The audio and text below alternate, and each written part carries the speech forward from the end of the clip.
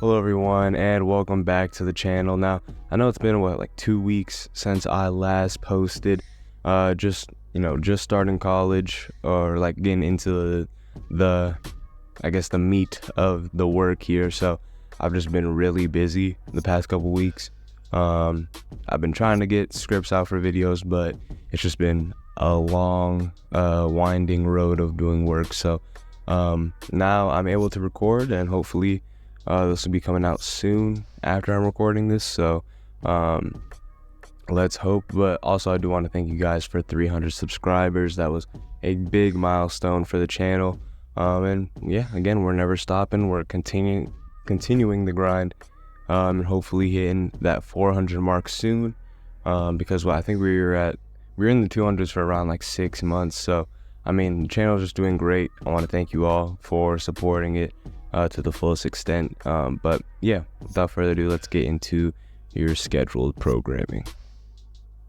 Now, a few years ago, Thompson's return would have made the Golden State Warriors title contenders, but he tore his Achilles shortly before the season began. Klay Thompson returned for the Warriors the very next season, and they went on to win the NBA Finals. While Kevin Durant is the most recent example of the opposite circumstance, many superstars, including Bill Walton and Grant Hill, have struggled to perform at the same level after being limited by injury for an extended period of time. On that subject, here are 5 NBA players who were able to successfully recover from serious injuries. Now, without further ado, let's begin. Now, coming in at 5, we have Paul George. Now, since 2010, Paul George has played in the NBA. Paul George was a tough player at the beginning of his NBA career, despite having missed numerous regular season games over the past 2 years. Unfortunately, George sustained a career-threatening injury while representing Team USA at the 2014 FIBA World Cup. He had just guided the Indiana Pacers to back-to-back trips to the Eastern Conference Finals. On August 1st, 2014, during a Team USA scrimmage, George crashed into the basket hoop while playing transition defense, breaking his right tibia and fibula. The same evening, George had surgery. He returned to the NBA on April 5th, 2015, after participating in the final 6 games of the 2014-15 campaign. He has since played 501 games, averaging 23.8 points, 6.6 rebounds, and 4.2 assists per contest, while shooting 44, 38, and 85% from the field. In addition, he has participated in 6 All-Star games, placed 3rd in the MVP voting during the 2018-2019 season, and earned nominations to 4 All-NBA teams and 2 All-Defensive teams. Now coming in at 4, we have Stephen Curry. In addition to being an all-time great player, Stephen Curry is one of the biggest stars in the contemporary NBA. He had to overcome ankle issues early in his career, though, before developing into a legendary athlete. Curry had to deal with another long-term injury after leading the Golden State Warriors to 5 straight NBA Finals appearances and 3 NBA championships between 2015 and 2019. Curry fractured his left hand in the fourth game of the regular season, just after beginning his 2019-2020 NBA season. Curry's injury effectively terminated the Warriors' season because they already were without their standout guard Klay Thompson due to his knee injury in the 2019 NBA Finals. After returning late in the regular season, Curry played just 5 games in the 2019-2020 season before the COVID-19 epidemic changed everything. The Warriors underperformed and failed to qualify for the 2020 NBA bubble without Curry and the rest of their core. Despite not participating in the NBA from March to December, Stephen Curry managed to have perhaps his best regular season campaign in 2020 to 2021. Curry won the NBA scoring championship despite the Golden State Warriors narrowly missing the playoffs. He averaged 32 points per game while shooting 48, 42, and 91% from the field. In 63 games for the Golden State Warriors throughout the season, he also contributed 5.8 assists and 5.5 rebounds on average. In addition to winning his 2nd scoring championship, Curry was selected for the NBA All-Star Game and first team. Now coming in at 3, we have Larry Bird. Now the Boston Celtics dynasty began to come to an end early in the 1988-89 season. Just after the team's record of 4 consecutive NBA Finals appearances, which spanned from 1984 to 1987, came to an end with a defeat to the Detroit Pistons in the 1988 Eastern Conference Final. With Magic Johnson, Larry Bird was undoubtedly one of the two most significant players of the 1980s, making him one of the three most significant NBA players in history.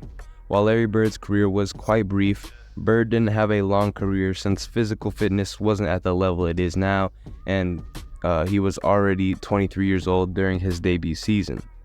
On November 15, 1988, in the sixth game of the regular season against the Miami Heat, Bird played only 16 minutes before his Achilles ruptured. Due to surgery needed to remove bone spurs from both of his Achilles, Bird was forced to sit out the rest of the season. Before getting hurt, Bird's 1987-88 season averages were 29.9 points, 9.3 rebounds, and 6.1 assists per game. He came back for the 1989-1990 season at the age of 33, and in 75 appearances, averaged 24.3 points, 9.5 rebounds, and 7.5 assists. Bird's return season saw him finish just 9th in the NBA MVP voting, and he nevertheless demonstrated that his basketball prowess was unaffected by his injuries. Before leaving the NBA in 1992, he averaged 19.7 points, 9 rebounds, and 7 assists per game over the following two seasons combined. Following his Achilles surgery in the 1988-89 season, he made 3 All-Star appearances and 1 All-NBA selection. Now coming in at 2, we have Michael Jordan.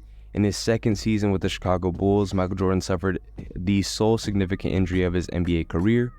Jordan played in only 18 games in the 1985-86 season due to minute constraints. Following an incredible rookie season in which he averaged 28.3 points per game, Jordan missed the majority of the Chicago Bulls' regular season games in 1985-86 due to a fractured bone in his left foot. Despite having a miserable 30-52 record and trailing its playoffs opponent, Boston Celtics, by 37 games, the team managed to qualify for the NBA playoffs as the 8th seed in the East. Jordan put on performances for the ages in the first 2 games, despite the Bulls being swept by the Celtics in the first round, as was expected. He scored 49 points in Game 1 on 50% shooting, but Boston prevailed by 19 points.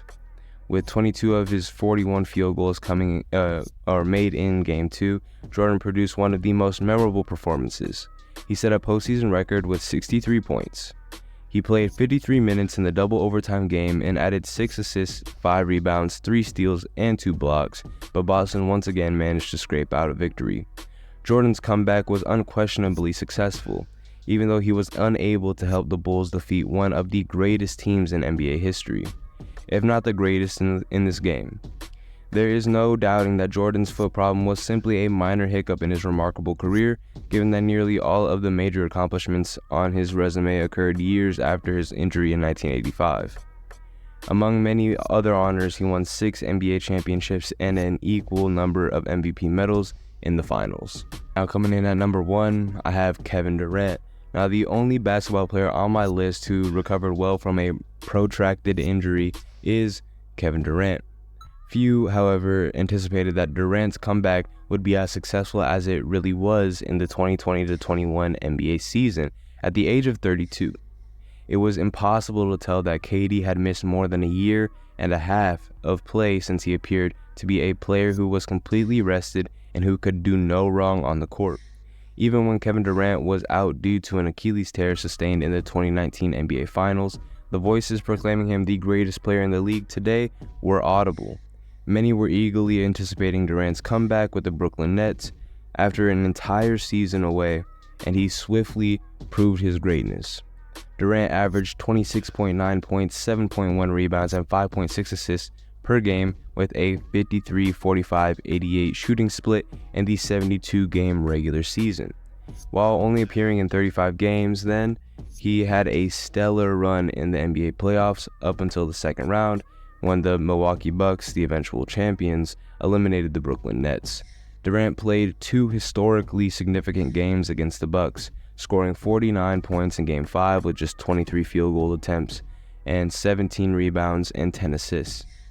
Durant saved the Brooklyn Nets season, at least in the regulation. In the decisive Game 7 with 48 points, 9 rebounds, 6 assists, and a game-tying shot, it is unexpected that Durant has successfully rejoined the court after a protracted hiatus. It can give athletes the confidence that they can come back strong after more than 2 years away, like Klay Thompson. KD is one of the leading contenders for the MVP award in the 2021-22 NBA season, demonstrating how well received his comeback has been. And I mean, Kevin Durant has continued to do great. He's doing his thing with the Suns. I mean, they didn't really make it that far in the playoffs, but he's still doing his thing for the Suns. And I mean, overall, I mean, there's some other injuries that people came back from. I mean, Kobe's come back from several different injuries that, grounded him for a while. But let me know what you guys think down in the comments. But that'll be it for today's episode. And while you're down there in the comments below, go ahead and leave a like. That'd be greatly appreciated. And subscribe. As I said in the beginning, we're on the road to 400. So if you could, that'd be greatly appreciated. But again, that'll be it for today's episode. Thank you all for watching, and have a great rest of your day. Bye.